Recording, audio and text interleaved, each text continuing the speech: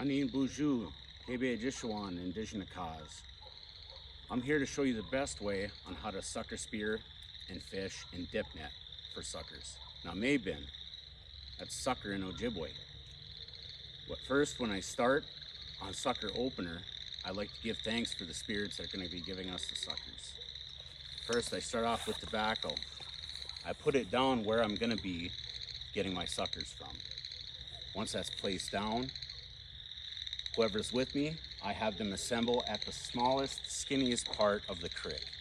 They bring their dip nets in, and they all set up in a straight line covering the very skinny part of the creek. Then either I myself or somebody that's with me will go into the water once they are all set up. We'll pick the banks of the very edge of the creek and we'll poke around under the bank, scaring out any suckers that could be hiding up underneath. While we're doing this, we may see one or two that we'll take and spear and toss up on shore. All the while we're doing this, it's scaring all the suckers down to your friends with the dip nets.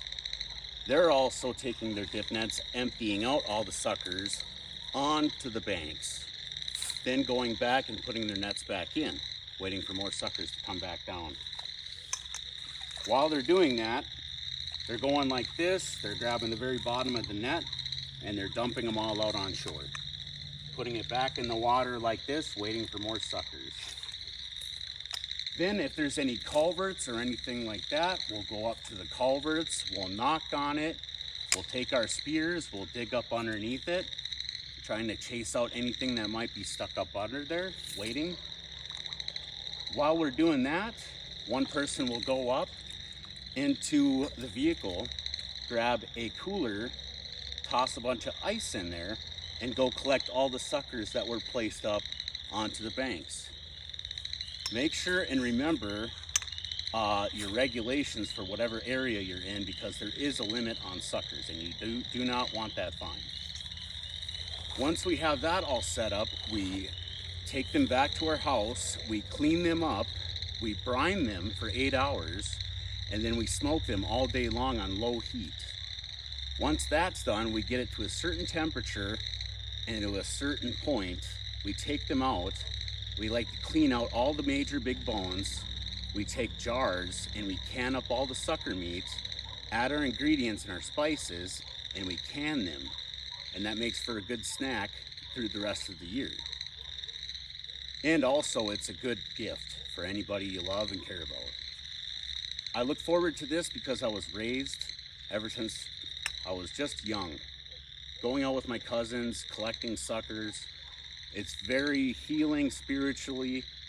You feel great about it, getting up in the morning, a lot better than going to work or school. It's just one of those things that I've enjoyed throughout my life, and I look forward to every single spring. It just reminds me of a fresh start for the summer. And that would be my complete total evaluation on how to properly sucker spear and dip net for suckers in your springtime. And that is part of another process, which if you like to catch suckers by hook and line, then that's a whole different story. I prefer sucker spearing over anything else.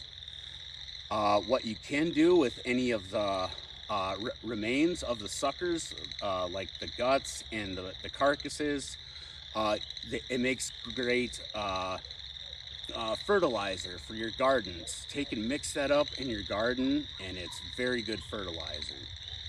Along with that, carp. A lot of people like to go bow fishing for carp. That also has a wide variety of uses. I grew up reading a couple of books right here that I have for tips and tricks, and it's Spearing Suckers and Carp by Rich Fowler, and Boy's Own Guide to Fishing by John Harrington Keanu, 1894. Those were two books that I very much enjoyed reading, and it helped me out on my journey to spearing suckers and fishing properly and respecting the process. That is my complete speech on how to properly spear for suckers. We wish. Here you go.